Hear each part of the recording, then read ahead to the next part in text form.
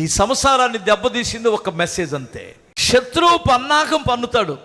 శత్రువు మన కుటుంబాన్ని దెబ్బతీయడానికి ఆలోచన చేస్తాడు. ఇప్పుడు వాడిని మనం జయించాలంటే మనకేముండాలి? జ్ఞానం ఉండాలి. హల్లెలూయా. ఇది మామూలు జ్ఞానం కాదు, దైవ జ్ఞానం. ఇప్పుడు శత్రువు ఎప్పుడు నీ కుటుంబాన్ని ఎలా దెబ్బతీయాలని చూస్తాడు. చిన్న చిన్న విషయాల దగ్గర చాలా దెబ్బ పడుతుంది. పొద్దున ఒక ఆరాధనకి ఒక పిల్ల వచ్చి ఏడుస్తుంది, యవనస్తురాలు ఏడుస్తుంది. ఏంటమ్మా అన్నాను. బాగా ఏడ్చేస్తుంది. ఏంటి తల్లి ఎందుకు ఏడుస్తున్నావంటే, మా ఆయన నన్ను విడిచిపెట్టాడన్నా అని చెప్పింది. ఎందుకు అమ్మా అన్నాను. అంటే నేను ఒక మెసేజ్ చదవడం ఆయన చూశాడు. ఒక వ్యక్తి నాకు మెసేజ్ పెట్టాడు. అది నేను చదువుతుండగా ఫస్ట్ మెసేజ్ అది అంతే. ఆడు బుద్ధి లేకుండా పెట్టాడు.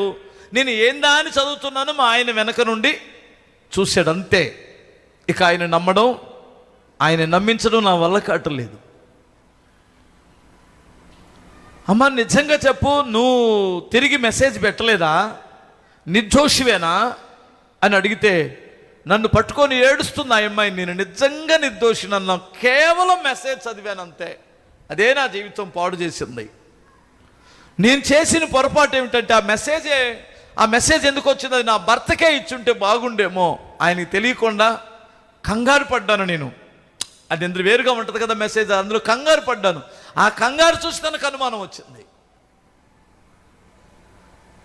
ఇప్పుడు నాతో అబద్ధం చెప్పదు కదా, వాళ్ళ అమ్మానంతో నేను అబద్ధం చెప్పిద్దేమో, వాళ్ళ అన్నదమ్ములతో అబద్ధం చెప్పిద్ది, తన భర్తతో అబద్ధం చెప్పొచ్చు, నాతో చెప్పదు కదా.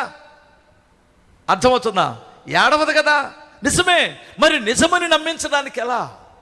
ఈ సంసారాన్ని దెబ్బతీసింది ఒక మెసేజ్ అంతే. ఆ మెసేజ్ ఎవడు పెట్టాడు? శత్రువే కదా. నీ సంసారాన్ని విడదీయటానికి ఒక చిన్న మెసేజ్ చాలు పాడు చేయడానికి.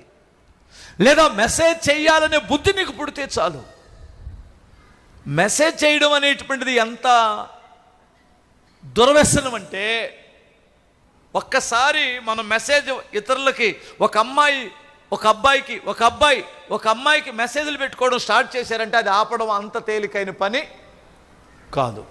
అసలు నీ కళ్ళు కోడిగుడ్డులాగా ఉంటాయి, నీ ముఖం గీత ముఖం లాగా ఉంటుంది. అర్థమవుతుందా? పందిలాగా భలే సప్పరిస్తుంటావు. చెబుతా, నేను ఊరికి తిట్టులు తిడుతున్నానులే. వాళ్ళు అలా ఎందుకు చెబుతారు? నీ పెదాలు, నీ కళ్ళు, నీ ముక్కు, నీ ముఖం అర్థమవుతుంది. అసలు నువ్వు నడుస్తుంటే అంశ నడక ఉడిదే, అంశలేదు గడిది గుడ్లేదు, అంశలేదు ఏం లేదు, ఒట్టిదే. నిన్ను వల్ల వేసుకోవడానికి, నిన్ను బొట్లో వేసుకునే మెసేజ్లు అవన్నీ. ఏదో పెద్ద శ్రద్ధ ఉన్నటువంటి వాడులాగా, బంగారం తిన్నావా, ఈరోజు నీ ముఖం మీకుపోయినట్టుంది, కళ్ళు కొంచెం లోపలికి వెళ్ళినట్టుంది, తినలేదా, తినపోయావా, మెసేజ్ చేయనా, అదే ఫోన్పే చేయనా, నేను ఆర్డర్ పెట్టినా జొమాటోకి, నువ్వు తినద్దు కానీ వాడు ఎక్కడున్నాడు ఇక్కడికి ఆర్డర్ పెడతాడంట. ఈ పంది పిల్లకి నాకు అర్థం కాదు. ఈ పంది పిల్లకి ఇంట్లో లేదా? ఏమనుకోమాకండమ్మా. హల్లెలూయా చెప్పగలరా? అసలు ఎంత కాడికి దారి తీసిద్దో నీకు తెలుసా విషయం? ఎంత మనశ్శాంతి లేకుండా చేసిద్దో తెలుసా నీకు ఆ విషయం?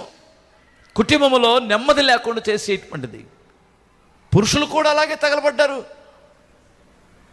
నీకు తెలివి ఉంటే, జ్ఞానం ఉంటే ఎందుకది? నీ భార్య ఇవ్వలేని సుఖం ఆమె ఎందుకు ఇస్తుంది? అర్థమవుతుందా? నీ సొంత కొండలో నీరు తాగమని బైబిల్ చెబుతుంది. నేను ఇంతకంటే ఎక్కువ చెప్పలేను. అర్థమవుతుందా? దేవుని సన్నిధిలో నువ్వు ఎందుకు పాడవుతున్నావంటే, దేవుని భయం లేక నీ శత్రువు వేసిన ప్లాన్లో నువ్వు నాశనం అయిపోతున్నావు. దైవజనుడు ఏమన్నాడు తెలుసా? నా శత్రువుకి మించిన జ్ఞానము నాకుంది. వాడొక ప్రణాళిక వేసాడు అంటే దాన్ని మించిన తెలివి నాకుంది. దాన్ని ఎలా జయించాలో నాకు తెలుసు. నాకు ఎవరైనా ఎరేస్తే ఆ ఎరని ఎలా జయించాలో తెలుసు. నాకు సాతానుడిగా వేసిన ఎరలో జయించడం నాకు చేతనవు. జాగ్రత్త.